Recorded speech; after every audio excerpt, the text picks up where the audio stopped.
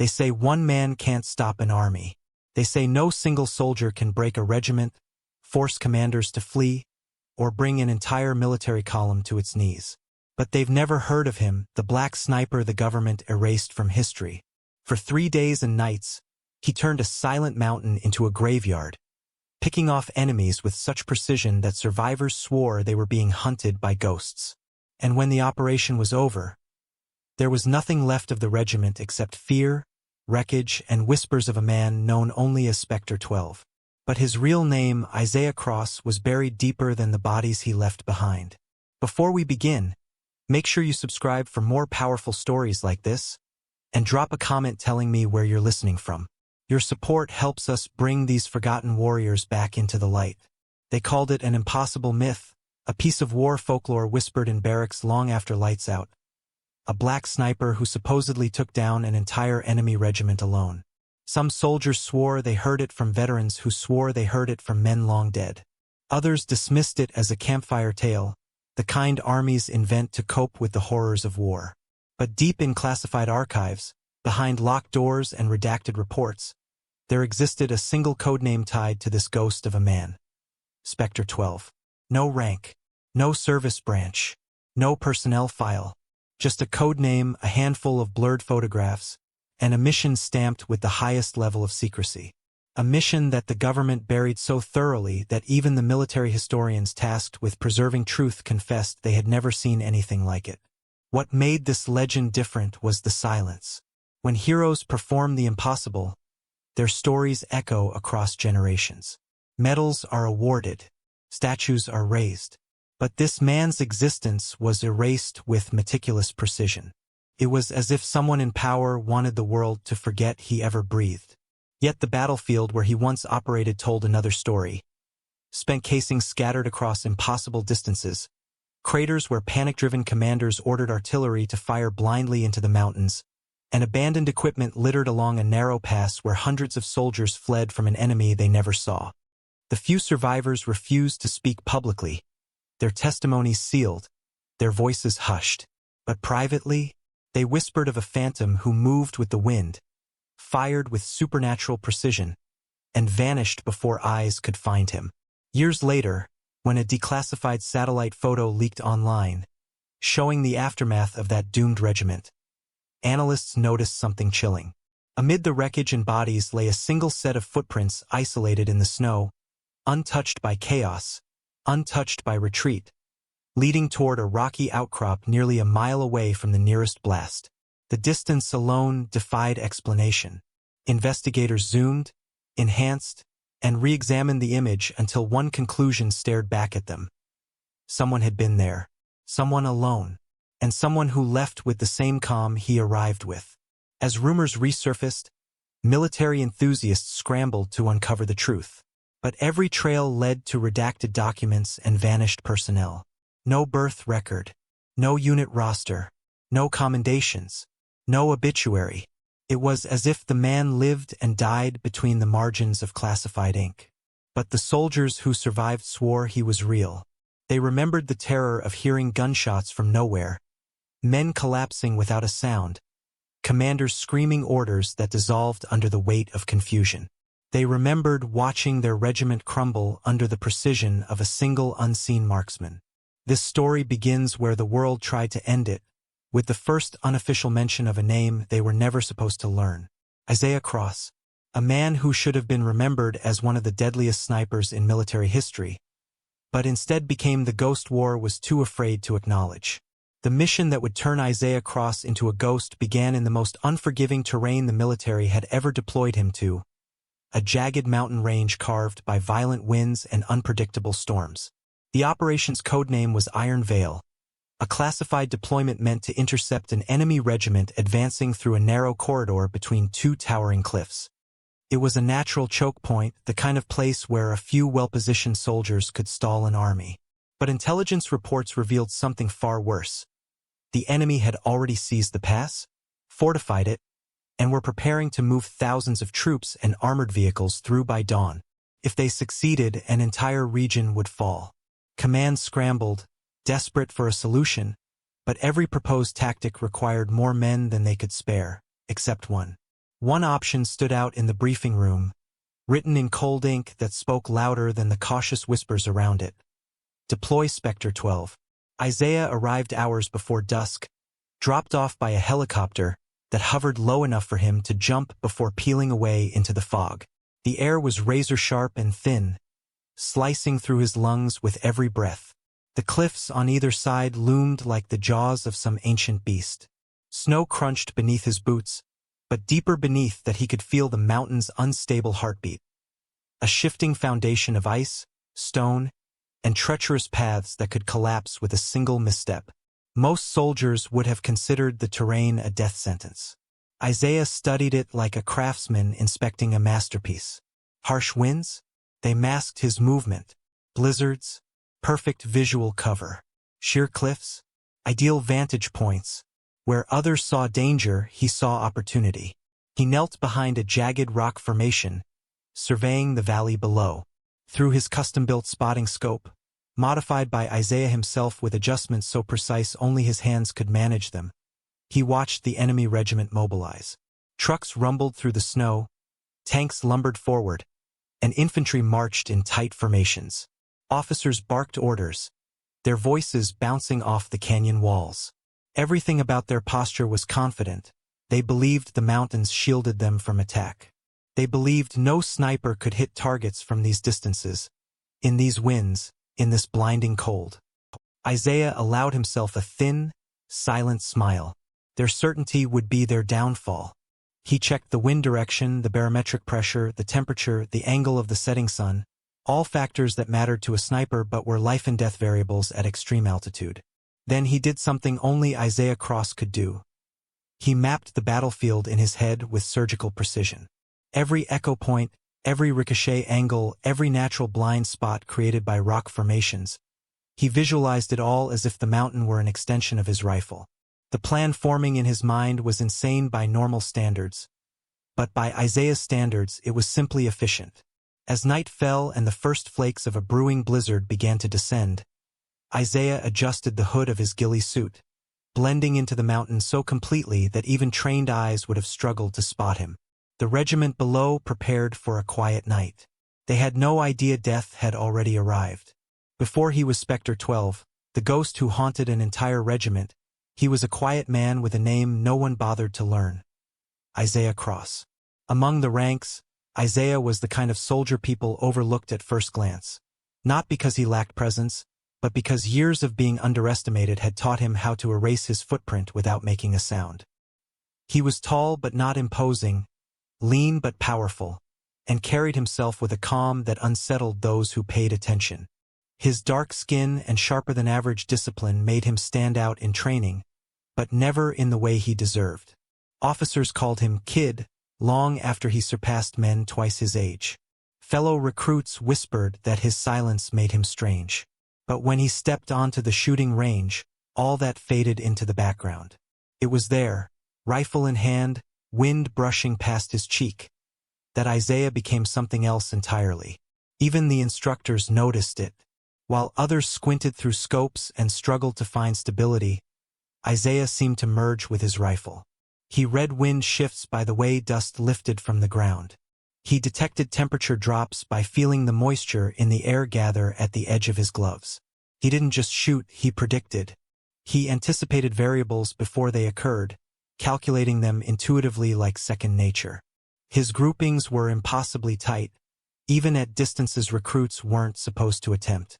Word started spreading. Soldiers who once ignored him began glancing sideways on the range, wondering how someone so quiet could shoot with such frightening control. But Isaiah's rise wasn't embraced by everyone. His commanding officers praised his skill in private but minimized it in official reports, quietly passing credit to others with more politically acceptable profiles. Some men avoided training near him out of resentment.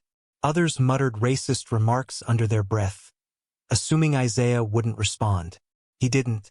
Not because he lacked anger, he carried a lifetime of it, but because responding would mean losing what mattered most. Control.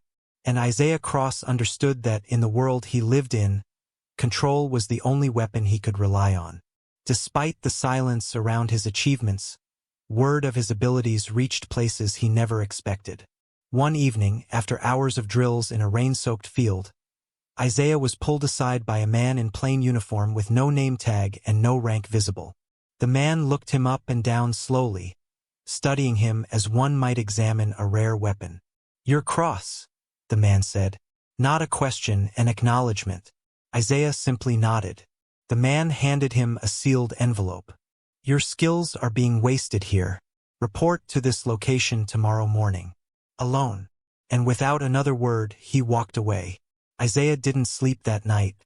Something inside him knew this was the moment his life would split in two, the man he had been and the ghost he would become. Early dawn found him standing at the location, an isolated warehouse far from base.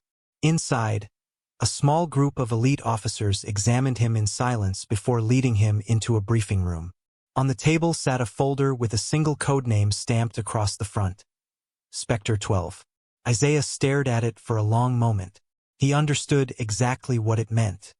From that day forward, his name would no longer be spoken. Only his legend. Isaiah Cross wasn't born a ghost. He was forged into one by a childhood carved out of silence, violence, and a world determined to crush boys like him before they learned how to stand. He grew up in a small, segregated southern town where the railroad tracks were more than just metal and wood. They were a line drawn in the dirt between the people who had power and the people who didn't. On Isaiah's side of the tracks, houses leaned with tired frames, porches sagged under the weight of old memories, and opportunities were as scarce as the rain in summer. But even in that harsh environment, Isaiah learned skills long before he knew they were skills. Moving quietly wasn't something he practiced, it was something he needed to do. On streets where drunk men yelled into the night and gang members prowled for recruits, silence was safety. Observation was survival. Isaiah's father left before he was old enough to remember his face. His mother worked 2 jobs, one cleaning motel rooms for people who never met her eyes, and one washing dishes at a roadside diner where the owner paid her less than the white teens who worked part-time. Isaiah often walked home alone after dark, slipping through alleys and cutting across empty lots where stray dogs fought over scraps. He learned to read danger the way some kids learn to read books, instinctively, urgently, with no room for mistakes. When voices rose behind closed doors, he knew which windows to avoid. When headlights slowed on unfamiliar cars, he knew which fences were low enough to hop.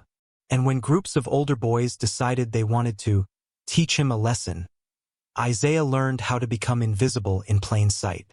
But Isaac's most defining years came from a single rusted piece of metal. His grandfather's old hunting rifle. It wasn't meant for war. It wasn't even meant for deer. It was a relic from a bygone era, a weapon his grandfather kept hidden behind loose boards in the shed. Isaiah found it at age 10. The rifle was heavy, worn, and smelled of oil and old stories. When he lifted it to his shoulder for the first time, the world seemed to shift. Through the cracked iron sight, he didn't just see the trees at the edge of the yard, he saw details no one else noticed. The twitch of a squirrel's tail, the flutter of leaves disturbed by the slightest breeze, the exact moment a bird decided to take flight. He wasn't aiming. He was reading the world. His grandfather noticed.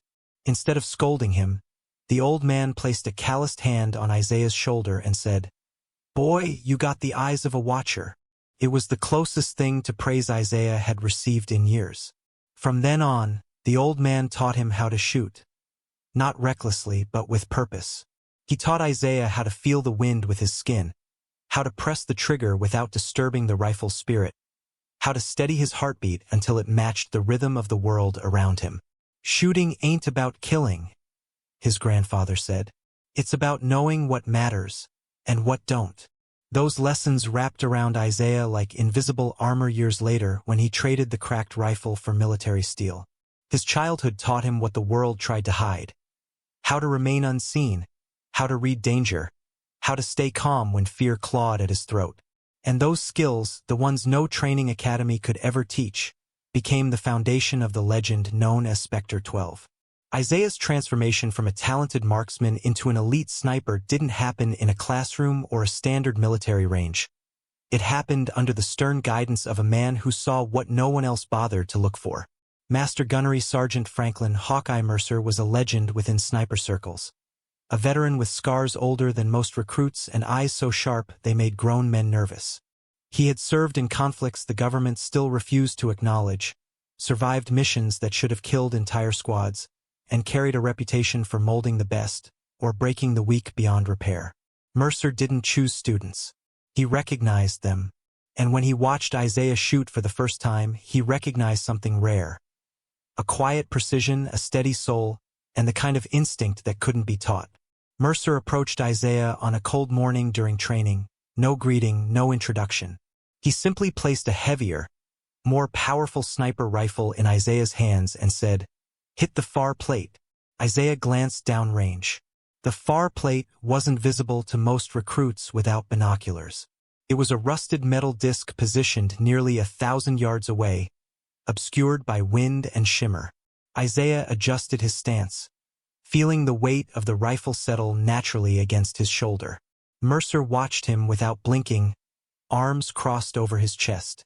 Isaiah slowed his breathing, allowed the mountain breeze to kiss his cheek, and gently squeezed the trigger. The echo rolled across the range like distant thunder. A half-second later came the faint, unmistakable ping of metal. Mercer's jaw tightened, not in surprise, but in satisfaction. "Again," he said. Isaiah hit it again, and again, and again.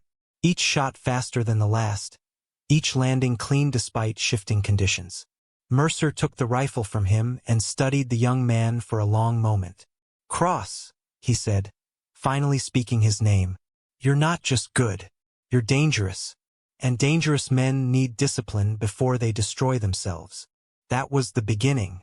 Under Mercer's brutal mentorship, Isaiah learned everything the military refused to teach openly.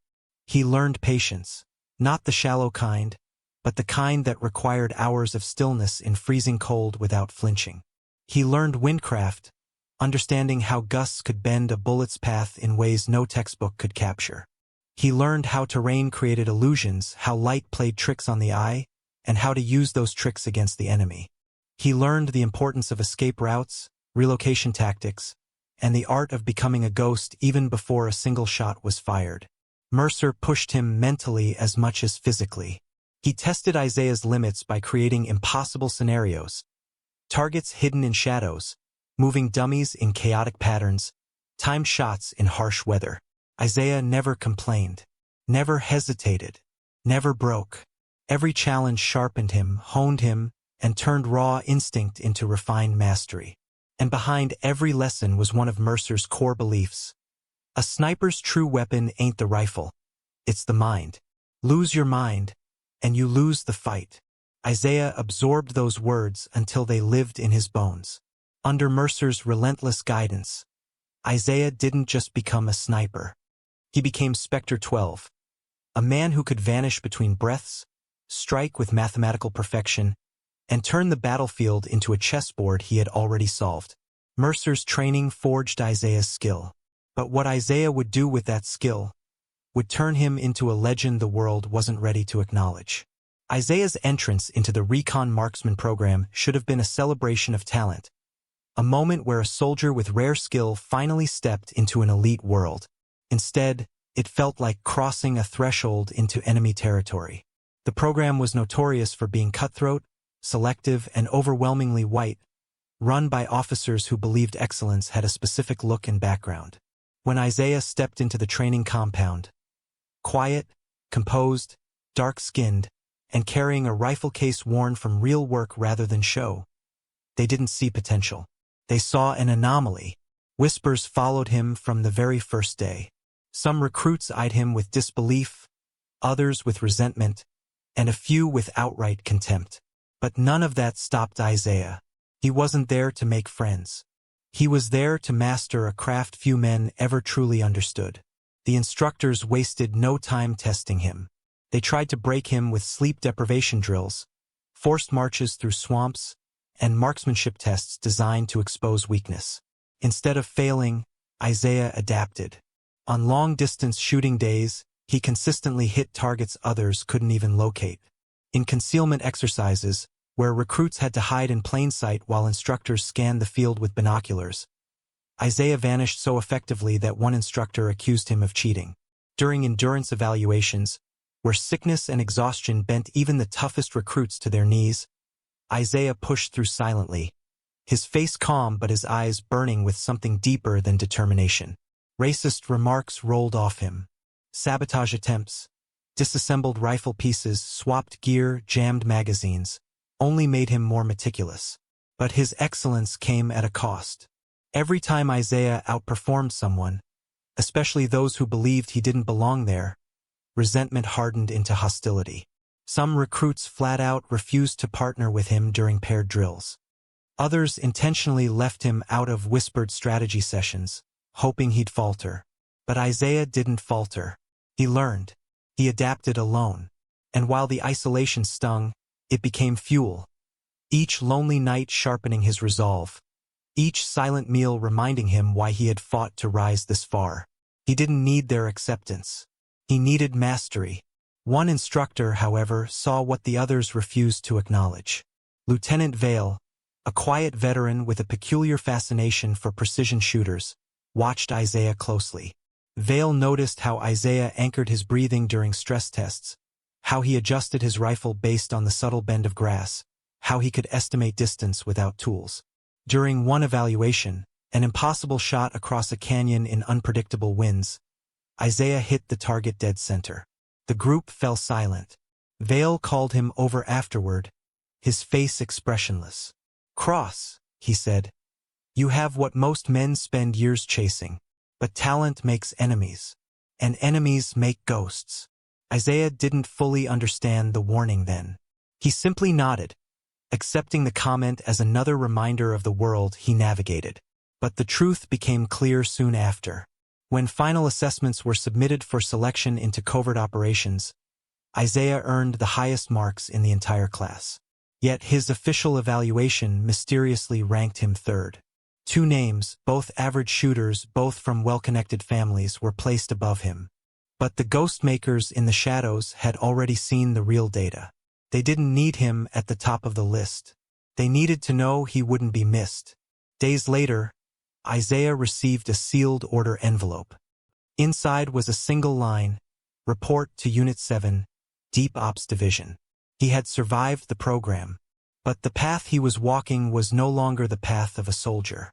It was the path of a weapon, one the world would later pretend never existed. Isaiah's induction into Unit 7 happened with a silence so absolute it felt ceremonial. No welcoming briefing, no orientation, no introduction to the rest of the team. One moment he was a marksman graduating from an elite program. The next, he was stepping into a dimly lit bunker where men spoke only in codenames and missions were discussed as if they were sins.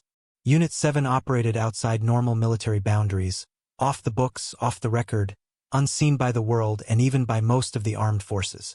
Its members were ghosts living among the living. Some were demolitions experts, others infiltration specialists, and a rare few, the rarest, were snipers with reputations carved in silence. Isaiah quickly realized he wasn't joining a unit. He was being absorbed into a machine built for operations too dangerous, too politically volatile, or too morally questionable for official SEALs. Inside a narrow steel room, Isaiah received his first true briefing as a deep ops sniper. A single folder sat on the table, thin but stamped with enough black ink to scream secrecy. A man whose face remained half hidden in the shadows entered without acknowledging Isaiah's salute. He didn't sit. "Cross," the man began, his voice cold and clipped. "You've been chosen for an assignment beyond conventional warfare. Intelligence confirms an enemy regiment is advancing through the Soren Pass, a narrow mountain corridor that will become a direct threat to our forward bases if they break through." Isaiah stayed silent, absorbing every word. The man placed a satellite image in front of him. Tiny figures moving in columns, armored vehicles creeping along frozen roads, artillery platforms being dragged into position. "Your mission," the officer continued, "is to stop them, not delay them, not slow them. Stop them." Isaiah's brows tightened. "Alone?" The officer's eyes didn't blink. "This regiment numbers in the hundreds. Their chain of command is structured, experienced, and aggressive. but the pass they're entering makes them vulnerable to a single, highly skilled shooter who understands terrain better than they do. He paused, letting the implications sink in. You will infiltrate undetected, disrupt their advance, and create enough confusion to shatter their operational cohesion. If they cannot function as a unified force, they cannot advance. Isaiah stared at the photos. The regiment was enormous, far larger than anything one man was ever expected to engage. But the terrain, the canyons, the cliffs, the crosswinds, the blind corners, it was a sniper's playground. A deadly one, yes, but perfect for someone who understood how to weaponize every inch of it. The officer slid the final paper across the table. A codename stamped in blood-red ink. Spectre 12. From this point forward, this is your identity. You will not sign your real name on reports. You will not speak your real name in the field. You will not expect recognition. If you die, your record will reflect that you were never deployed. Isaiah felt a strange calm settle over him. He'd been overlooked his entire life, buried by systems that refused to see his worth. Now, his invisibility was being sharpened into a weapon. He accepted the folder and stood. When do I leave? The officer stepped aside as the steel door buzzed open. You already have. And with that, Isaiah Cross, the man, began fading into the shadows. Only Spectre 12 walked out. Isaiah reached the mountain range long before the enemy regiment realized they were being hunted. After the covert drop-off, he spent nearly 2 hours moving without firing a shot, without leaving a trace, without making a sound that could betray his presence. The Soren Pass was brutal terrain, jagged cliffs, unpredictable wind tunnels, and narrow ledges carved by centuries of erosion. To an inexperienced soldier, it was a death trap. To Isaiah, it was a puzzle waiting to be solved. His eyes scanned every ridge, every slope, every shadow. He wasn't just looking for hiding spots, he was mapping the entire mountain in his head. The way the wind curved around rock formations. The places where snow drifted deeper, muffling footsteps. The angles where sound echoed in strange patterns.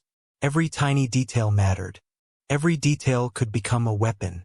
He climbed to a vantage point overlooking the central valley of the pass, crawling into a cluster of blackened rocks that blended perfectly with his ghillie suit. From there, the entire enemy formation unfolded beneath him like pieces on a chessboard. Trucks moved in organized columns. Artillery crews aligned their equipment. Officers shouted commands over the roar of engines and the crunch of metal treads grinding through the snow. Isaiah watched, emotionless. He studied their patterns, memorizing the timing of each movement. The regiment was confident, too confident. They had numerical superiority, artillery dominance, and the high ground on their side for most of their march. What they didn't have was awareness. They didn't see the mountain around them the way Isaiah did. They didn't notice how the wind carried their voices upward. They didn't realize how exposed their officers were during formation checks. They didn't grasp that one man positioned high above them could observe every vulnerable moment. Isaiah pulled out a small notebook, its pages filled with diagrams, formulas, wind approximations, and coded notes. He sketched the pass with quick, precise strokes, marking ideal sniper nests, escape routes, and fallback positions.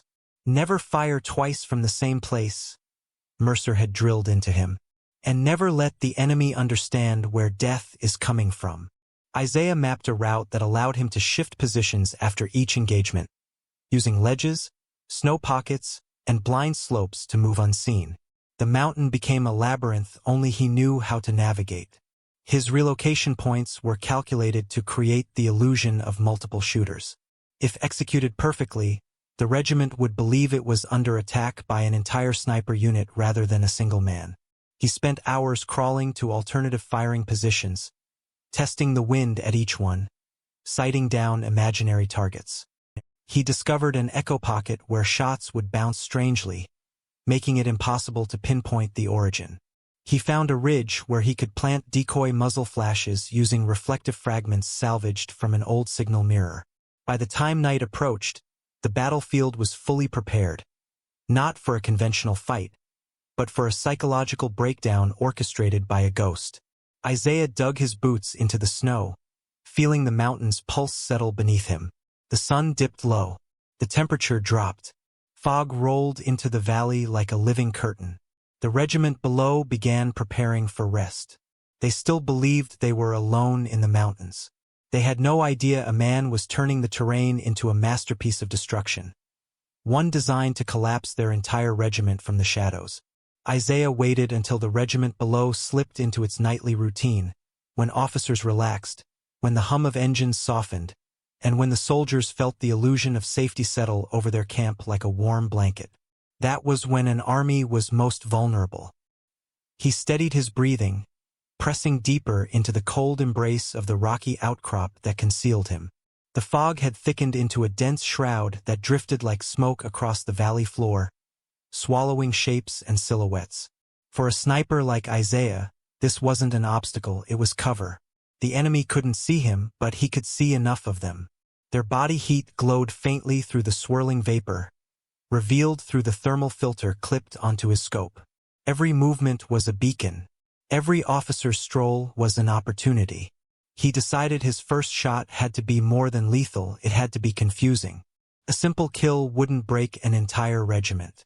But a kill that felt supernatural, that sowed fear, that convinced men they were facing something inhuman, that was the true beginning of a one-man war. Isaiah waited until he saw the perfect target. A high-ranking officer standing beside a parked troop carrier, speaking to two subordinates. A shot from Isaiah's current angle wouldn't strike the officer directly.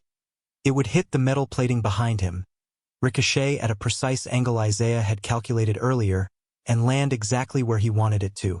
A normal sniper wouldn't trust such a shot. Too many variables. Too much risk. But Isaiah wasn't normal. He exhaled, squeezed the trigger. The bullet sliced through the wind, struck the vehicle, and ricocheted with a sharp metallic shriek. A heartbeat later, the officer dropped to the ground with a hole clean through his skull. Shouts erupted instantly. Soldiers scrambled, rifles raised, panic spreading faster than Isaiah had hoped. The two subordinates hit the ground, swearing incoherently as they searched for the shooter. But the ricochet masked everything. Even trained snipers would have struggled to trace the angle. Isaiah was already crawling backward, disappearing behind a snow-coated ridge before anyone could spot so much as a glint of his scope. "One down," he whispered to himself. "Now let the ghosts grow." By the time the enemy fired blind shots into the darkness, Isaiah was already setting up at a second position nearly 300 meters away. His next target was a radio operator perched beside a communications tent. Isaiah fired a clean, silent shot through the fog. The man collapsed instantly. Officers shouted conflicting orders. "Spread out. Regroup. Hold position," each command contradicting the last. Soldiers who had rehearsed for months suddenly behaved like raw recruits. The unnerving silence of the sniper's attacks made it worse. No muzzle flash. No sound trail. Just bodies falling like puppets with their strings cut. Isaiah relocated again, scaling a narrow ledge that offered a high downward angle. This time he targeted a sentry positioned on a lookout tower. One shot. The man toppled, falling into the snow with a dull thud that echoed across the camp. Soldiers ran toward the sound, slipping and shouting in the fog. Others swore they saw figures in the mist, shadows darting, silhouettes flickering. But nothing was there. Isaiah's strategy was working. He wasn't just killing them. He was breaking their minds. As the regiment scrambled in blind terror, Isaiah lay perfectly still, invisible, unheard, unfelt, a phantom in the mountains. By the time the night ended, the enemy would understand they weren't facing an army. They were facing a single man who moved like death itself. Chaos always begins quietly. At first, the regiment tried to convince themselves that the sniper attacks were random, unlucky shots, maybe a small enemy scouting party lurking in the mountains. But Isaiah had no intention of allowing them the comfort of rational explanation. He shifted positions constantly, firing from new angles with each shot, creating the illusion of multiple shooters spread across the pass. Every time the enemy tried to triangulate his position, he vanished like vapor, sliding through rock crevices, crawling beneath snow drifts, or climbing ledges with movements so precise they left no trail. Soon, fear settled into the regiment's bones like frostbite. Soldiers snapped at shadows. Officers barked orders that made no tactical sense. And Isaiah watched from afar, expression unreadable, as discipline dissolved. At dawn, the fog thinned just enough for the regiment to see the carnage left from the night before. 3 dead officers, 2 radio operators, a sentry, and a handful of wounded men who couldn't explain what they saw. More disturbing than the bodies was the silence around them. No footprints in the snow leading in or out. No shell casings nearby. No obvious vantage point. Just cold, untouched terrain. Some soldiers whispered that the mountain itself had turned against them. Others spoke in hushed voices of curses, spirits, and unseen watchers. This was exactly what Isaiah wanted. Fear was a weapon, and he wielded it with the same precision as his rifle. As the regiment attempted to regroup, Isaiah implemented the next phase of his plan, misdirection. He planted small reflective shards in the snow at strategic angles, creating flashes of light that mimicked muzzle glint. Panic erupted whenever a soldier spotted them. Entire squads redirected their fire toward empty ridges, wasting ammunition and revealing their positions.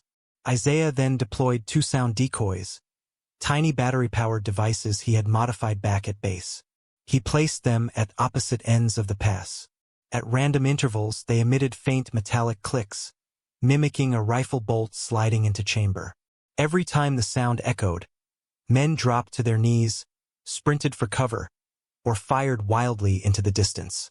By midday, the regiment's commanders realized they were losing control. They attempted to reorganize their formations, ordering squads to sweep specific sectors of the mountains.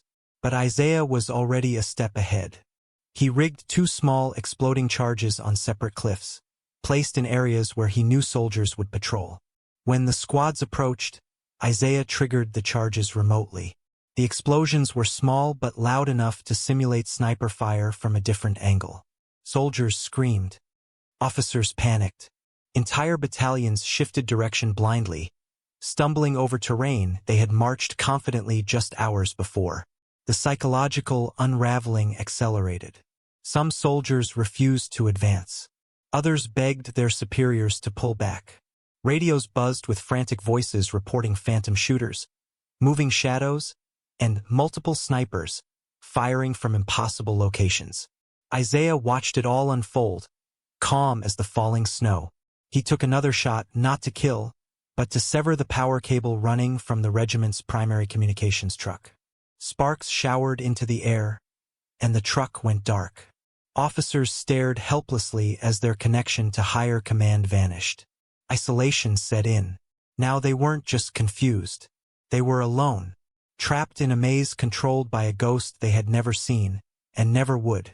As the regiment spiraled deeper into confusion, the officers resorted to the most predictable response.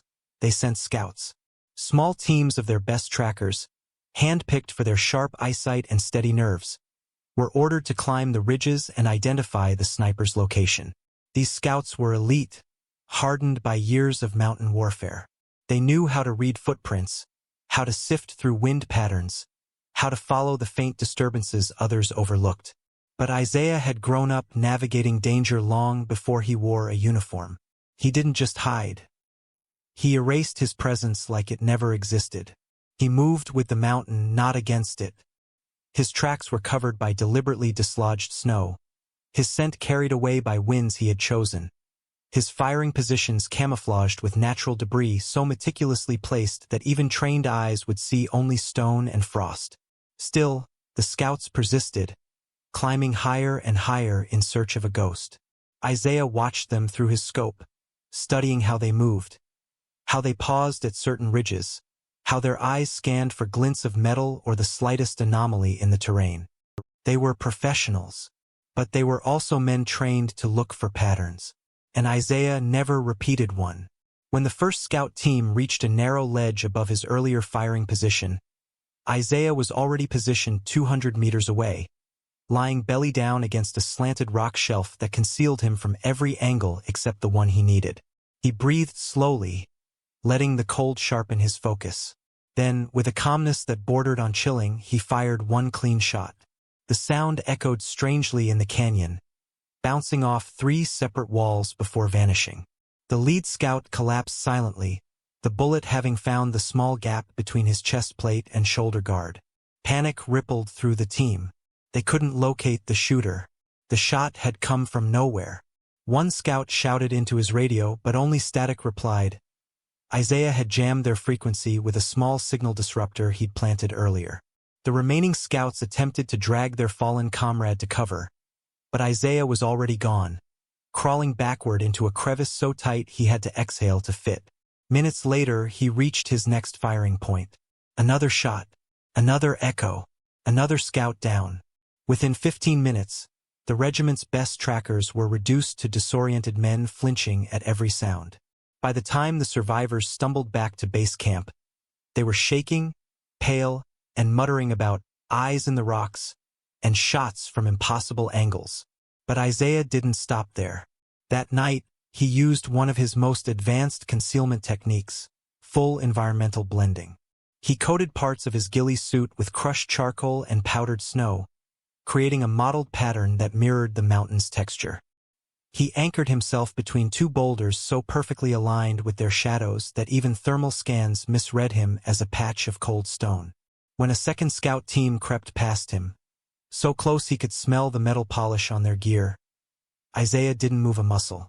He waited until they passed, then struck swiftly and silently, taking down their rear man before the others even realized anyone was missing. By dawn, the regiment's confidence had evaporated. Their scouts, men trained to hunt, were being hunted. Every attempt to find the sniper only confirmed one chilling truth. Spectre 12 wasn't hiding from them. He was circling them, watching them, controlling the battlefield with an intelligence that no doctrine had ever prepared them for. Isaiah's war against the regiment wasn't fueled only by skill or strategy. It was anchored in something far deeper, a wound carved into him long before he ever held a military-issued rifle. As he lay concealed beneath a drift of powdery snow, watching enemy soldiers scramble in panic, memories he rarely allowed himself to touch rose uninvited. The mountain was silent except for the distant shouts below, but inside his mind, another scene echoed, one he had spent years trying to bury. His younger brother, Caleb, 15 years old, smart, kind, too trusting for the world he lived in.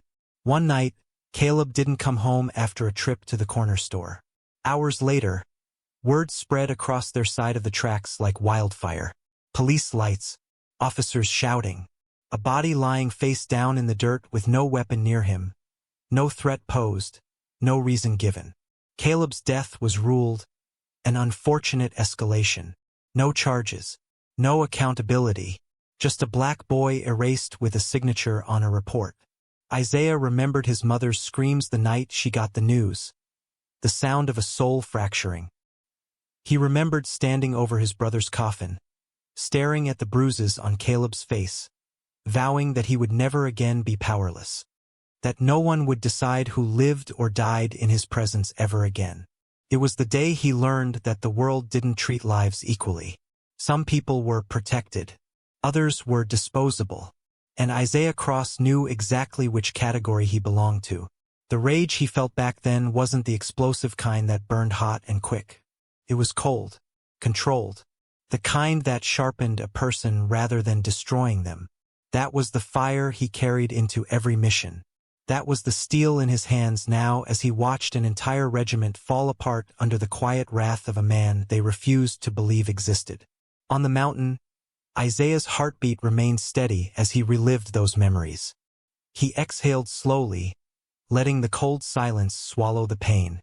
His rifle became an extension of his soul. Each shot he took wasn't just a tactical maneuver. It was a reminder of the discipline he'd built from grief, the purpose he'd forged from injustice. His brother's face hovered at the edge of his thoughts, not haunting him, but grounding him. The enemy soldiers below weren't the men who killed Caleb. But Isaiah knew something universal. Systems that crushed the powerless were everywhere. Armies that marched arrogantly over smaller nations. Regiments that believed overwhelming force made them untouchable. Officers who assumed no consequences would reach them because the world rarely held them accountable. So when Isaiah squeezed the trigger again, dropping a squad leader who had stepped out to shout commands, his breathing didn't quicken.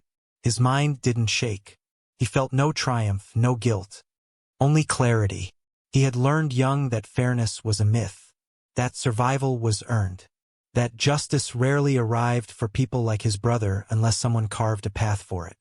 The mountain pass was now his canvas, and every fallen officer was a brushstroke on a landscape of accountability the enemy never expected. The regiment below didn't know his story, didn't know the boy he once was, or the grief he carried like armor. All they knew was that a ghost hunted them from the cliffs. But Isaiah knew the truth. He was not a ghost. He was the result of a world that turned him invisible, and a man who learned to weaponize that invisibility. By the second night, the enemy regiment was fractured in ways no commander could mend. But the more pressure Isaiah applied, the more the regiment adapted, not with strategy, but with desperation. They began sending larger squads up the cliffs, abandoning disciplined formation in favor of brute force searching. Isaiah knew this would happen eventually. Panic always evolved into reckless aggression. And reckless aggression was far more dangerous than organized tactics, because chaotic men did unpredictable things. That night, as Isaiah crawled along a razor-thin ridge coated in frost, the distant crunch of boots echoed closer than ever before. He froze, pressing his body flat against the icy stone. The sound wasn't random, it wasn't a patrol. It was a hunting party. 10 men, moving quickly, moving with intent, and moving directly toward his last known position. Isaiah's pulse stayed steady, but he knew the risk instantly. The regiment had finally pieced together a pattern. Not his shooting pattern, but the faint signs left behind after relocating. A displaced patch of snow here, a disturbed rock there. Nothing obvious, but enough for seasoned mountain fighters to track. He'd pushed hard for nearly 24 hours, cycling between nests and firing points like a phantom. Now the hunters had committed to a direction. They had chosen a ridge that ended in a steep drop. If Isaiah didn't peel away soon, he would be cornered. He shifted slowly along the ridge, his body moving like a shadow sliding over stone. But as he approached his next route downward, he spotted something that made him stop cold. The path was blocked. A rope line, thin, nearly invisible, had been stretched across the descent, rigged with small metal objects meant to clatter loudly when disturbed. A trap. A smart one. Isaiah inhaled deeply. This wasn't standard procedure for the regiment. This was ingenuity. Desperation, yes, but intelligent desperation. Command had sent their sharpest men to catch the ghost. He crawled backward, recalculating. There was another way down, an old erosion crack leading into a narrow tunnel-like chute between rocks. It was tight, slippery, dangerous, but it was the only route the regiment wouldn't anticipate. Isaiah approached it carefully, lowering himself feet first into the opening. The stone scraped against his boots, and the cold bit through his gear. Halfway down, his foot slipped. For a moment, he felt his weight tilt forward, the mountain threatening to pull him into a deadly slide. He dug his elbow into the rock's jagged edge, stopping his fall with a burst of pain that shot up his arm. He clenched his jaw, steadying himself, and continued downward slowly until he emerged beneath the ridge. As he crawled out of the chute, he heard voices above, muffled but close. The hunting party had reached his abandoned nest. He could imagine their confusion as they saw no footprints leading away. Then a sharper voice, likely the squad leader, barked orders. Boots shuffled. Men spread out. Isaiah crouched low behind a boulder as 2 scouts descended a nearby path. One wrong step from him, one glint of light, one breath too loud, and they'd be on him in seconds. Isaiah's muscles burned from holding perfectly still. A bead of sweat rolled down his spine despite the bitter cold. Then, unexpectedly, fate intervened. A gust of wind swept across the ridge, carrying a wave of loose snow that poured down the slope like powdered mist. The scouts shielded their faces, blinded. Isaiah used the moment to slip away, gliding from rock to rock with fluid, silent steps that made him invisible again. When the wind settled, the ridge looked unchanged, but the phantom had slipped through their fingers. From below, hidden once more, Isaiah studied the hunting party silhouette against the moonlit cliff. They were competent, determined, and angry, and Isaiah understood something important. The regiment wasn't afraid anymore. They were furious. Good. Fury was even easier to dismantle. By dawn of the third day, the regiment's officers were unraveling. Their soldiers were sleep-deprived, morale shattered, and nerves stretched so thin that even the pop of settling ice sent rifles snapping toward shadows. Command finally resorted to a tactic Isaiah expected. They began isolating their leaders. Not for safety, but for control. Officers huddled together in a tight ring near the center of the valley, surrounded by armored vehicles and sandbag barriers hastily thrown together during the chaotic night. The logic was clear. Protect the officers at all costs, because the men followed only the voices with rank.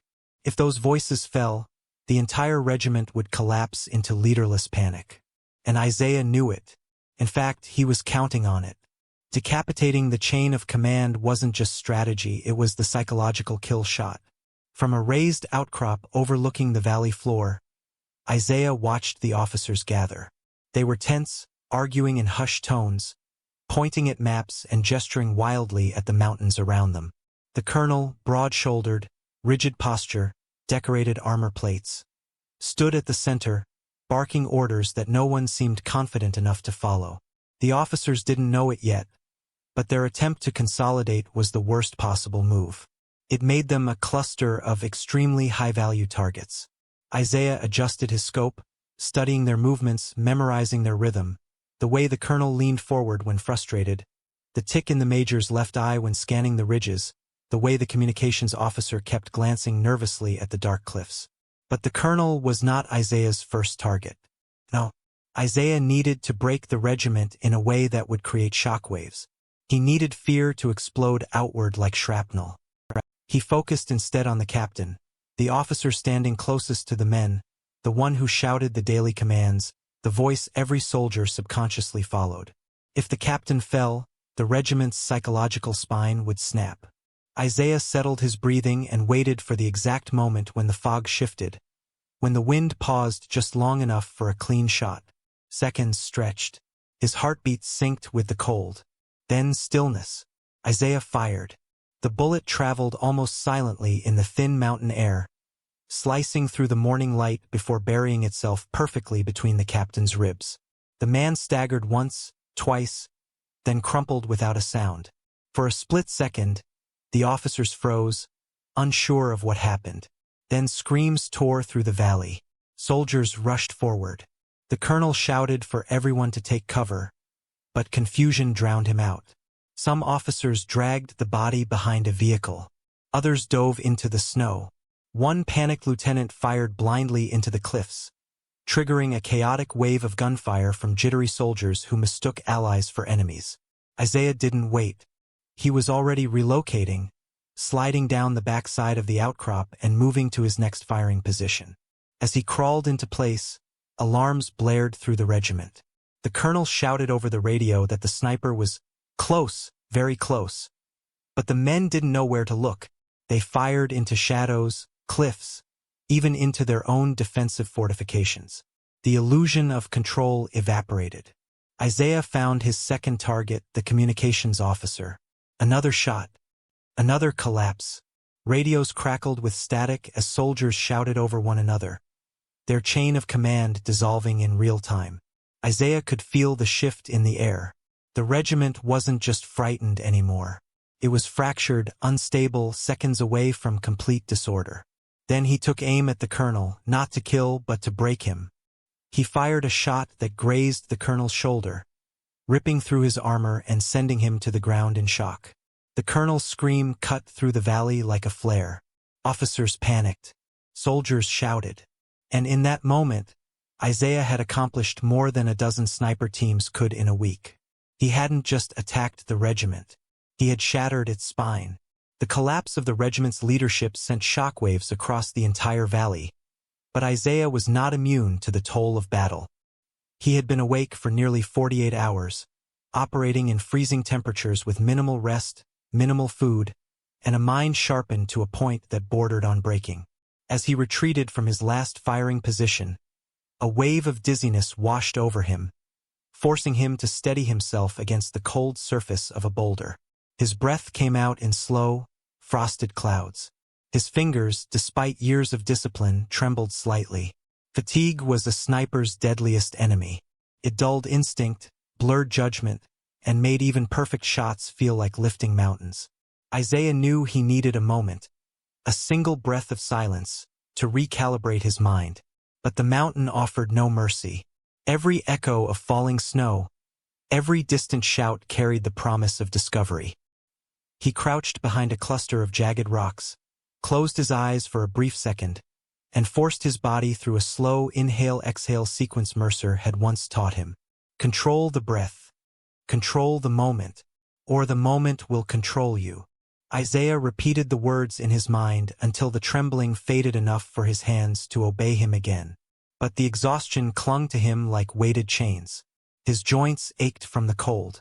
His vision blurred at the edges whenever he shifted too quickly.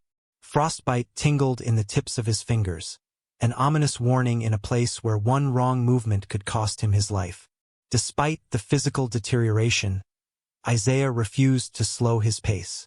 He crawled across a narrow ledge to reach a sheltered pocket beneath an overhang of rock. There, he ate a small strip of dried rations and sipped water from a metal flask now coated with ice. The food tasted like nothing, but it stung his tongue with the reminder that his body was starving. He checked his rifle, barrel intact, bolt smooth, optic adjusted, and double-checked his ammunition. Only a few rounds left. Enough to keep the regiment broken, but not enough for mistakes. As he rested, the mountain's silence began to warp. At first, Isaiah thought he was hearing distant whispers carried by the wind.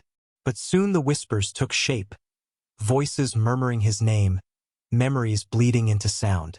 Mercer's voice, his brother Caleb's voice, even the terrified cries of enemy soldiers he'd never met. Isaiah blinked rapidly, grounding himself with force. Hallucinations, extreme fatigue, freezing temperatures, and psychological intensity. It was the perfect storm.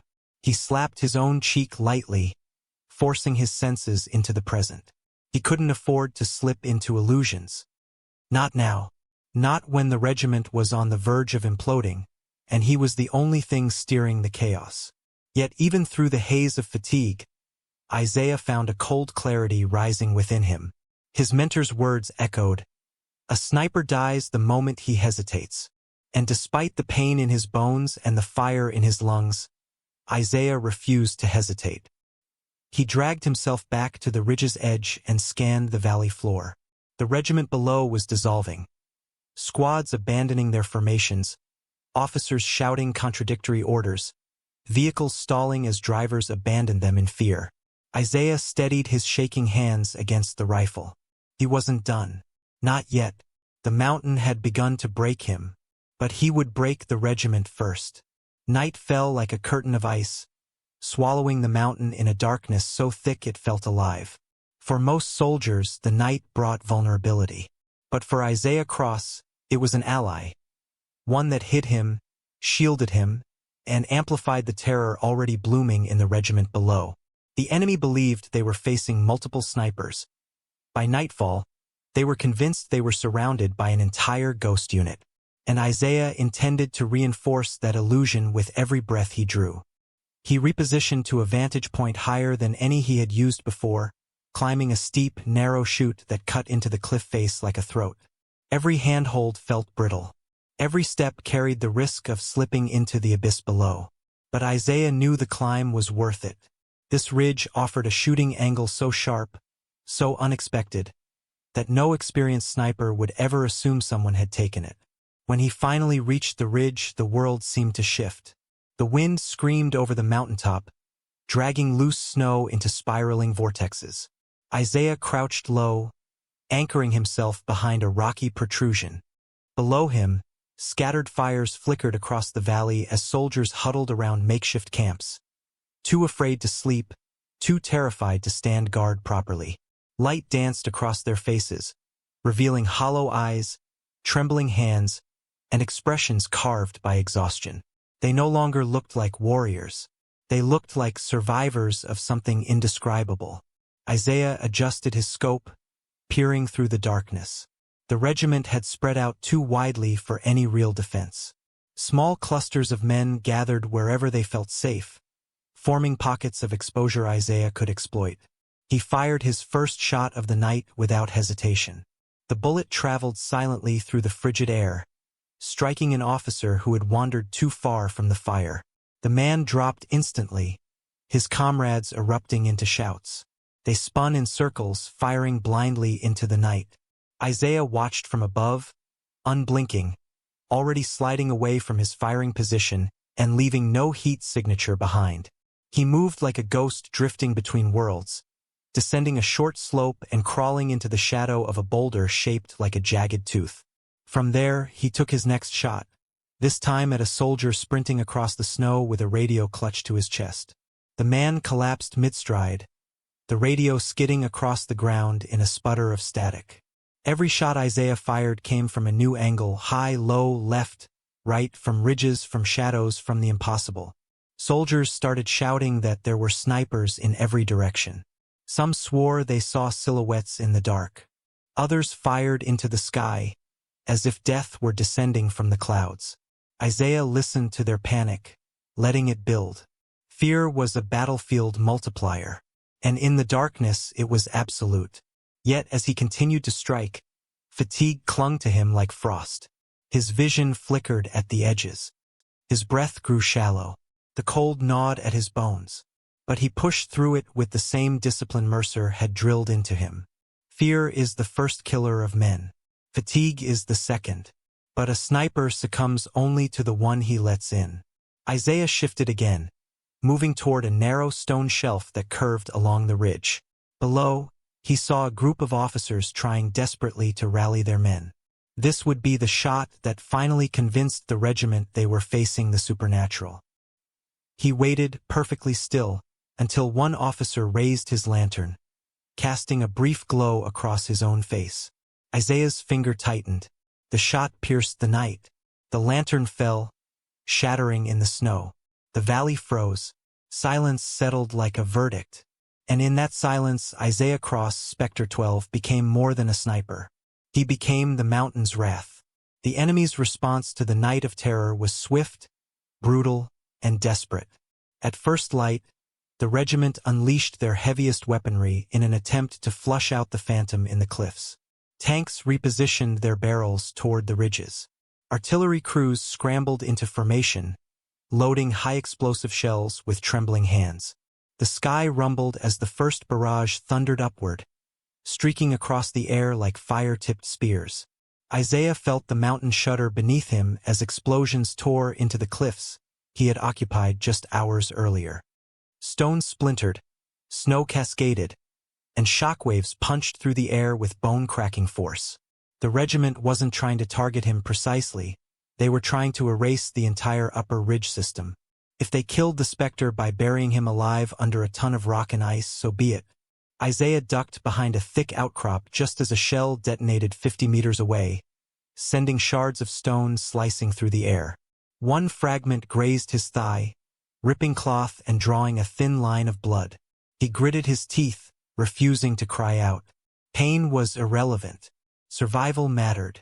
Another blast shook the ledge he crouched on, sending a rush of snow down the slope like a white avalanche. Isaiah pressed himself flat, digging his fingers into the frost-covered rock, clinging to the mountain as if it were a living animal bucking beneath him. The air filled with dust, snow, and the deafening roar of artillery fire. Yet through the chaos, Isaiah kept moving low, fast, and precise, slipping between impact zones like a shadow navigating between lightning strikes. He darted into a narrow fissure between two slabs of rock as another explosion ripped open the ridge behind him. The shockwave slammed into his back, forcing the air from his lungs. For a moment, darkness blurred his vision. His ears rang until the world seemed distant and muffled. But he couldn't afford disorientation. He inhaled the freezing air slowly, let his senses return, and crawled deeper into the fissure. It led toward a hidden crevice he'd scouted earlier, a natural corridor tucked beneath an overhang that shielded him from the artillery's high-angle shots. When he reached it, Isaiah rolled into position and braced himself as the bombardment continued overhead. From his new vantage point, he saw something that sparked a cold, strategic fury inside him. The regiment had pushed forward their command convoy, grouping officers and communication units together in what they thought was a safe zone. They believed the artillery would create a shield, one no sniper could penetrate. But Isaiah wasn't planning to penetrate it. He was planning to use it. Every explosion shook the ground, creating dust clouds that billowed upward, obscuring the officers' visibility. To them, it was cover from a ghost.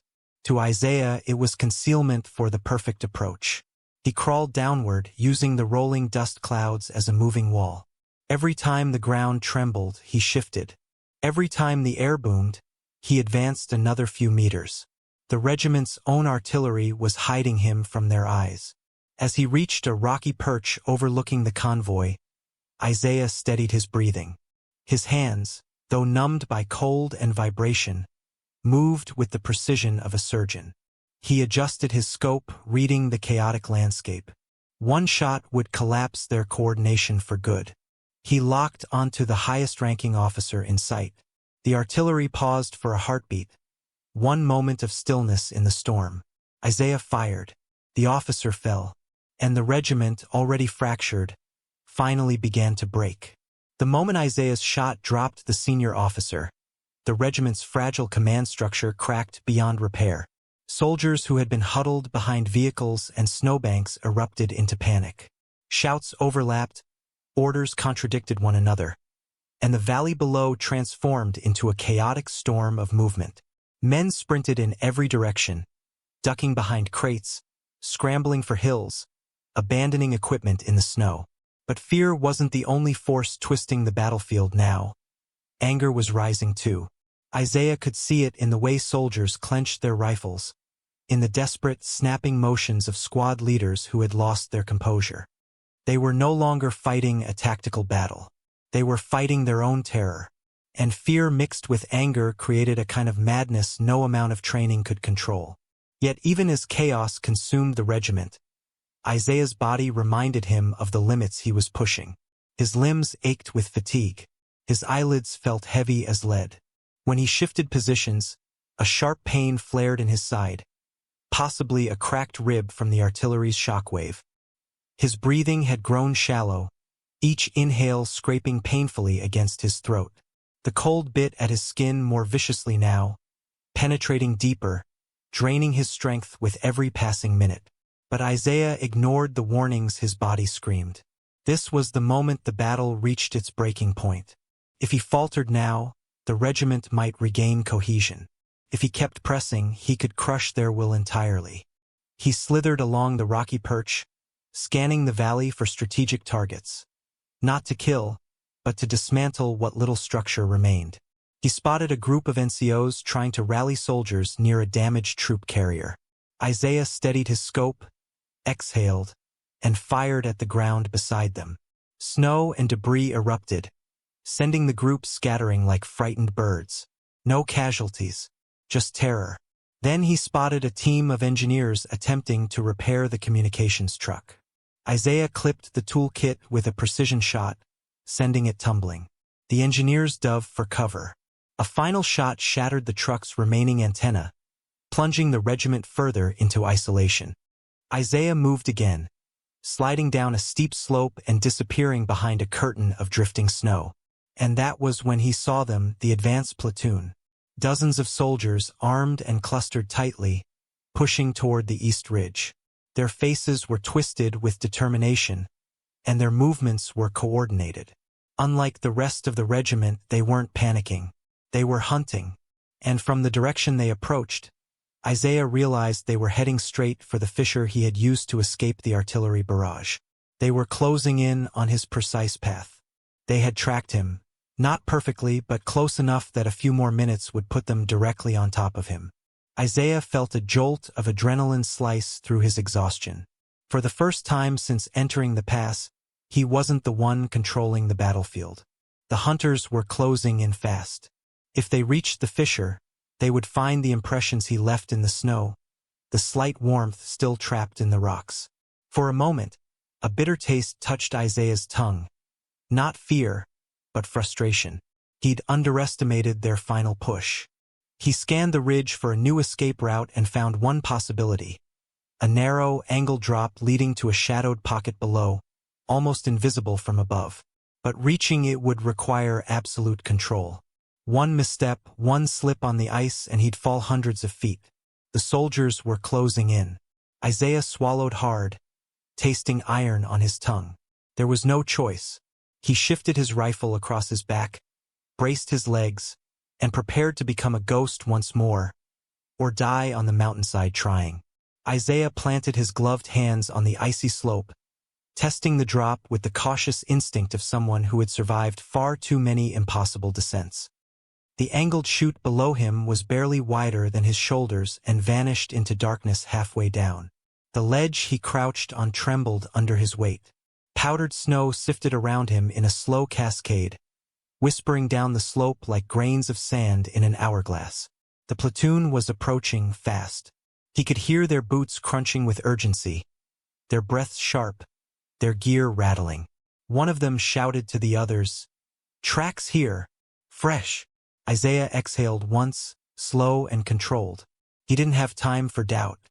The mountain didn't care about fear, it only rewarded precision. He lowered himself into the chute, boots searching for purchase on the slick stone. Gravity pulled him downward immediately, sending him sliding faster than he intended. He dug his elbows into the rock walls, guiding his descent, sparks of pain shooting through bruised ribs and stiff joints. The chute curved sharply. Snow and ice whipped across his face. For a moment he felt weightless, then his boots struck something solid. He twisted his body just in time to avoid crashing headfirst into a protruding boulder. The impact rattled his bones, but he absorbed it with the fluid grace of a man who had learned to fall without breaking. Above him, voices echoed. "He went down there. He can't get far, move." Isaiah ducked deeper into the shadowed pocket, pressing his body against the cold stone. The descent had led him to a natural hollow tucked beneath an overhang, a place invisible from the cliffs but large enough for him to hide. He steadied his breathing, counting heartbeats, listening. Snow crunched near the mouth of the chute. Someone slid partway down but stopped, hesitating. "Too narrow," a voice muttered. "He'll be stuck. Or dead." Another responded, "Orders are to confirm." Isaiah watched as a flashlight beam jabbed into the darkness near the chute's mouth, slicing across the icy walls but not reaching far enough to reveal him. He stayed still as stone. Finally, the voices retreated, replaced by angry murmurs. "Keep searching. Fan out. He's bleeding. We'll find him." Isaiah looked down at his thigh, where blood had soaked through his fabric and frozen in stiff patterns. The artillery fragment had cut deeper than he realized. Lose too much blood in this cold and he would fade fast. His vision flickered again at the edges, fatigue clawing at him, urging him to close his eyes to rest. But rest was death. Rest meant slipping into a dark, irreversible sleep beneath the snow. He forced himself upright, wincing as his muscles protested. His breath fogged in front of him. He checked his gear. Rifle intact, scope functional, 3 magazines left, one almost empty. Enough. Enough to finish what he started. Enough to shatter the regiment completely. But he had to move now, while the platoon was still scattering in frustration rather than converging again in organized lines. Isaiah scanned the hollow. On the far side, partially hidden by a curtain of ice, was a narrow crack, an exit. A way deeper into the mountain's maze of unseen paths. No map showed it. No soldier would expect it. It was the kind of route only someone who studied the terrain obsessively could find. Isaiah slipped toward it, hand brushing the rock for balance. His vision blurred again. He blinked hard. Not now. Not yet. Behind him, the platoon regrouped on the ridge, their voices like distant thunder. Isaiah stepped into the crack, swallowed by darkness. He wasn't done with the regiment, but the mountain was now done hiding him. It was time to strike from below, with the precision of a ghost who had survived every trap thrown at him. The crack in the rock narrowed at first, squeezing Isaiah between jagged stone walls, forcing him to crawl on elbows and knees. But after several feet, it opened into a sloping cavern that felt like the hollowed lung of the mountain itself. The air inside was warmer, barely, but enough for Isaiah to feel the circulation returning to his fingers. Small trickles of water dripped from overhead, creating faint echoes that bounced unpredictably off the curving walls. To anyone else, the cavern would have been disorienting. To Isaiah, it was an opportunity, a route hidden not by design, but by the mountain's own stories. It extended downward in a spiral, curving toward a lower plateau he had seen earlier through his scope, an area the regiment had not yet reinforced, believing it inaccessible from the upper ridges. They were wrong, and Isaiah intended to prove it. He rested briefly against the damp stone, clutching his thigh where blood continued to seep in slow, stubborn warmth. Each movement sent threads of pain racing up his side, but pain meant he was still alive. Pain meant he could still fight. He tore a strip of cloth from his undershirt and bound the wound as tightly as his shaky fingers allowed. It wasn't perfect, but it would slow the bleeding enough for him to move. The cavern shuddered faintly as boots thundered above, hundreds of them, shuffling, stomping, searching. The regiment was in full pursuit now, their fear transformed into a frantic determination to end the nightmare haunting their ranks. Isaiah smirked grimly in the darkness. Let them come. Chasing him meant they were no longer advancing. It meant they were reacting, not acting. That was control. That was victory. He descended through the cavern until a faint glow began to brighten the path ahead. At first, he thought it was sunlight, then realized the glow was flickering, uneven. Fire. Torches. Isaiah slowed, drawing his knife, eyes narrowing. When he reached the cavern's mouth, he found himself overlooking a lower valley, one filled with scattered fires, abandoned equipment, and clusters of soldiers huddled in disorganized pockets. This wasn't a fortified position. It was a retreat point, a fallback zone the regiment had hoped to secure but had never fully occupied. Now, with the upper ranks in shambles and the command structure fractured, the soldiers here were directionless. Panicked deserters hiding from a ghost they had never seen. Isaiah slid onto a rock shelf just above the valley floor, moving silently between jagged stone pillars. From here, he saw everything clearly. The regiment was fracturing into two groups, those who fled downward without orders, and those who remained behind, trying desperately to regroup. But regrouping required leadership. And leadership was the one thing Isaiah had spent the last 2 days dismantling with surgical precision. One cluster of soldiers gathered near a large ammunition truck, arguing heatedly. Another group attempted to set up a temporary radio relay. A third huddled around a wounded lieutenant who barked incoherent commands. Isaiah steadied himself against the rock and brought his rifle up. His hands shook. His breath stuttered. But his eyes, those unbreakable, unyielding sniper's eyes, remained focused. He didn't fire to kill. Not yet. Instead, he shot the lantern perched beside the ammunition truck. It shattered in a burst of sparks. The soldiers screamed, diving for cover. Then he fired at a metal drum near the relay. The clang echoed across the valley like a death toll. Isaiah shifted again, rolled into a darker crevice, and fired once more. This time aiming at the lieutenant's radio, sending it flying from his hands. The soldiers erupted into chaos. Shouts, scrambling, wild gunfire sprayed in every direction. Isaiah exhaled through the pain. He didn't need to kill them all. He needed them to believe death came from everywhere. And right now, under the mountain's shadow, that belief was spreading like wildfire. Isaiah moved deeper into the lower valley, slipping from shadow to shadow as the regiment's panic swelled into a frenzy. Every cluster of men was now convinced they were being surrounded. Some shouted warnings about snipers on the cliffs. Others pointed toward the tree-line, swearing they saw figures moving in the dark. Isaiah almost let out a breath of bitter amusement. He hadn't even touched the tree-line. Their fear was doing half the work for him now. But as he crept along the rock shelf, the ache in his leg sharpened into a stabbing pulse. The bandage had soaked through again, warm blood freezing rapidly in the cold air. His breaths grew ragged. Each inhale felt like dragging frost into his lungs. The exhaustion, the blood loss, the cold. It was an enemy more relentless than the regiment itself. Isaiah knew he was nearing his limits. But he also knew something else.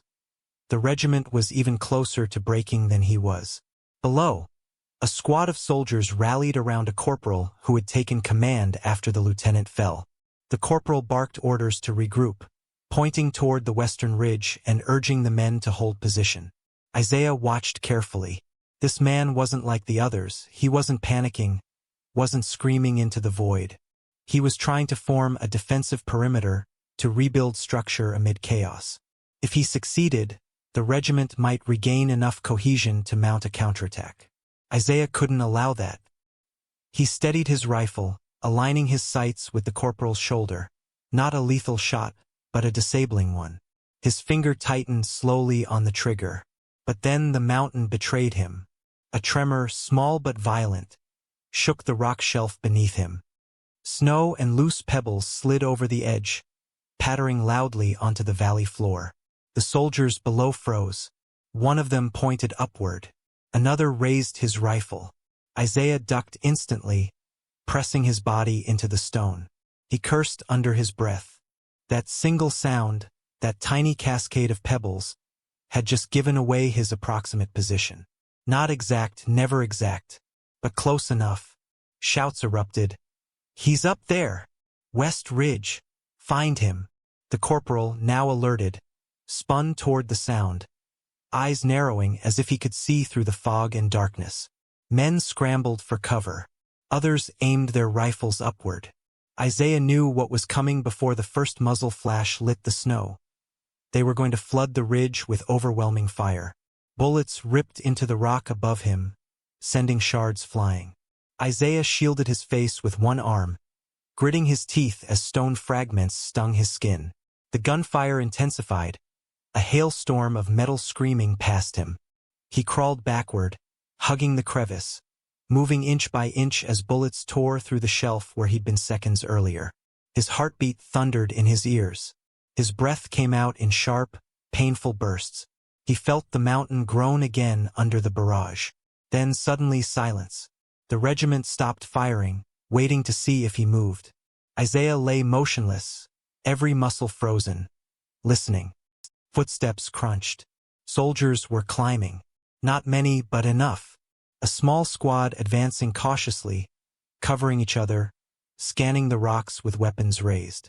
Isaiah's pulse slowed. His exhaustion faded beneath the cold focus of survival. They thought they were closing in on him. They thought they were finally hunting the ghost. But Isaiah Cross was already sliding deeper into the crevice, preparing a trap that would remind them they were still prey, and Spectre 12 was far from finished. The squad climbing toward Isaiah moved with the slow, deliberate caution of men who expected death behind every shadow. Their breaths puffed in tight white clouds as they pressed their bodies against the rock face, inching upward with rifles raised and eyes scanning every angle. Isaiah, hidden deeper within the crevice, watched their approach with a sniper's cold patience. Pain radiated from his wounded thigh in sharp pulses, but he forced his mind to separate from his body the way Mercer had taught him years ago. Pain is noise. Silence the noise and the body obeys. He curled his fingers around the pistol grip of his rifle and waited, not for the soldiers to come closer, but for the mountain to give him an advantage. The air shifted with each movement they made. Snow crumbled in soft cascades as they climbed. Their discipline was admirable, their fear palpable. But fear made men predictable, and Isaiah thrived on prediction. He counted their footsteps in his head, each crunch of snow a marker of how close they were. 5 men, possibly 6. Close enough that any movement on his part could give him away. close enough that retreat was impossible. The crevice had only one exit, and they were climbing straight toward it. So Isaiah did what no conventional soldier would even consider. He moved toward the danger instead of away from it. Inch by inch, he crawled along the narrow fissure until he reached a small outcropping that jutted over the soldiers' path. From here he couldn't snipe them, they were too close, too beneath him. But he didn't need to shoot. He needed to control. Below, the lead soldier paused, raising a clenched fist to halt the squad. "Movement," he whispered harshly. Isaiah held still. The man scanned the rocks, his breath trembling as he swept the flashlight's beam across jagged stone. Isaiah's shadow stayed perfectly hidden behind a curved slab of granite. When the light passed, Isaiah acted. With a single careful push, he dislodged a loose boulder the size of a helmet. It fell silently at first, then struck the cliffside with a sharp crack, bouncing directly onto the ledge beside the soldiers with explosive force. The squad erupted in panic. One soldier slipped. Another shouted. Rifles jerked upward. Isaiah used the chaos to reposition again, sliding along the crevice to a new vantage point where he could see the men regrouping below. Their backs were exposed. They were clustered tightly, attention turned upward toward where they thought the boulder had originated. Isaiah steadied himself, ignoring the pain screaming through his leg, and took aim with calculated precision. He fired not at a soldier but at the rock directly behind them. The bullet sparked against stone. The crack echoed like a whip. The squad dove forward instinctively, tumbling over each other in a frantic scramble to escape imaginary gunfire. One man twisted his ankle. Another lost his rifle in the snow. They fled downward, shouting warnings to the others. Their formation shattered. Isaiah exhaled sharply, gripping the rock as dizziness washed over him. His vision dimmed for a heartbeat, then returned in a blur. He didn't chase. He didn't move. He simply listened as the soldiers' frantic retreat echoed through the valley below. They thought a second sniper had joined the battle. Or a third. Or a fourth. Isaiah could hear it in their voices. The ghost wasn't one man anymore. He was everywhere. But as the echoes faded, Isaiah finally allowed himself to acknowledge what he had been pushing aside for hours. He was running out of strength. His body trembled uncontrollably now. His blood loss had slowed, but it hadn't stopped. The mountain's cold sank deeper into him with every passing minute. Even Spectre 12 had limits. Isaiah forced himself to crawl back into the shadows, knowing the regiment was momentarily driven back, but also knowing the next confrontation was coming. And when it did, he would have to face it with whatever was left of himself. Isaiah's body was failing him, but his mind, his weapon, remained razor-sharp. As he dragged himself deeper into the shadowed cavern system beneath the ridge, he forced his breathing to steady, clinging to every fragment of discipline left in him. The mountain's cold wasn't just physical anymore. It felt alive, pressing against him, whispering fatigue into his bones. His vision swayed with each blink. His wounded leg pulsed like a hammer striking flesh. He knew he didn't have long before his strength collapsed entirely. But Isaiah also knew that the regiment was at the edge of collapse themselves. He didn't need to destroy them physically. He only had to break the last thread holding their sanity together. From within the cavern, he could see the lower valley through a narrow slit in the rock. Soldiers stumbled across the snow, shouting to each other, forming and reforming groups as panic dictated. The officers who remained were shouting conflicting commands, waving their arms as if trying to hold back a tide with their bare hands. The regiment had no direction left, no leadership, no belief in victory. But the fear of a single unseen sniper wasn't enough, not when desperation could turn into courage at any moment. Isaiah needed a final blow, one that would shatter not just their coordination, but their entire will to fight. His fingers fumbled at his pack, retrieving the last of his equipment. A small flare canister, 2 smoke charges, and a compact mirror he used to sight angles in tight spaces. He turned them in his shaking hands, piecing together a final plan, one born not from strength, but from cunning. It wouldn't require perfect aim. It wouldn't require speed. It would require timing, deception, and one last burst of resolve. Isaiah exhaled, pressing his back against the cold stone. The plan formed in his mind like the last spark of flint. He would make them believe they were surrounded, not by a ghost sniper, but by an entire force closing in. He crawled to the cavern's edge and wedged the first smoke charge into a crack above a jagged stone outcrop. Then, using the mirror to angle his movements, he set the second charge 50 feet away in another crevice, far enough to create the illusion of simultaneous attacks from different elevations. His fingers trembled violently as he secured the flare canister into a rock pocket just above the valley floor. When triggered, it would streak upward like a signal shot, something that would terrify soldiers already convinced they were under coordinated assault. The setup took minutes, but Isaiah's body felt every second like it was aging years. He nearly collapsed twice. His breath came in ragged bursts. His blood left faint trails in the snow. But the traps were set. Everything he had left would now go into one coordinated strike. He crawled back to his vantage point, bracing his rifle against a rock. The valley below buzzed with frantic motion. Soldiers gathered near the ammunition truck. Others clustered behind overturned vehicles. They were waiting for an attack they couldn't see. Isaiah whispered to himself, voice barely audible. For Caleb, for every ghost they made. He fired one shot, clean, sharp, deliberate, into a fuel drum near the center of the valley. The explosion wasn't massive, but the boom cracked the valley open with panic. Instantly, Isaiah triggered both smoke charges. Twin plumes of thick white smoke erupted from different ridges, swirling through the cold air like spectral wings. Soldiers screamed. Others dropped their rifles and sprinted. Finally, he hit the flare trigger. A bright streak of red shot into the sky, arcing above the valley like a signal to an invisible army. The regiment broke. Men ran. Officers fled.